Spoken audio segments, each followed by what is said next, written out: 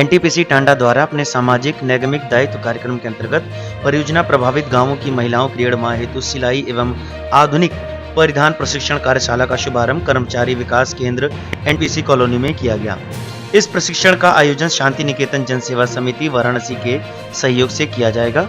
आत्मनिर्भर भारत एवं नारी सशक्तिकरण कार्यक्रम के तहत महिलाओं को सिलाई एवं आधुनिक परिधान प्रशिक्षण का कार्यशाला में आमदनी बढ़ाने के संबंध में समुचित प्रशिक्षण दिया जाएगा।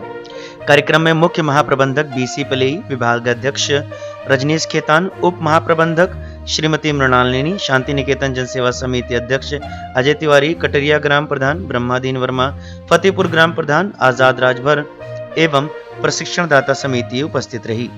इन लोग को हम फैशन डिजाइन के कपड़े सिखाएंगे। गाउन हो गए, जैसे अलग तरीके के लहंगे हो गए, ब्लाउज हो गए, टी शर्ट ब्लाउज हो गए, प्लाजो हो गए, नए नए तरीके से ये लोग अपने सिल के अपना एक नया बुटीक खोलेंगे, जिससे 10 लोगों को सिखाएंगे भी और जगह जगह भी जाके बताएंगे कि हम ये सीखे हैं, हम आप लोग को ये डिजाइनदार कपड़े बनाएंगे और सिखाएंगे। आपका नाम? मेरा नाम सरिता है, मैं बनारस से हूँ। आप प्रशिक्षिका हैं मैम? Yes ma'am. ठीक है, थैंक यू।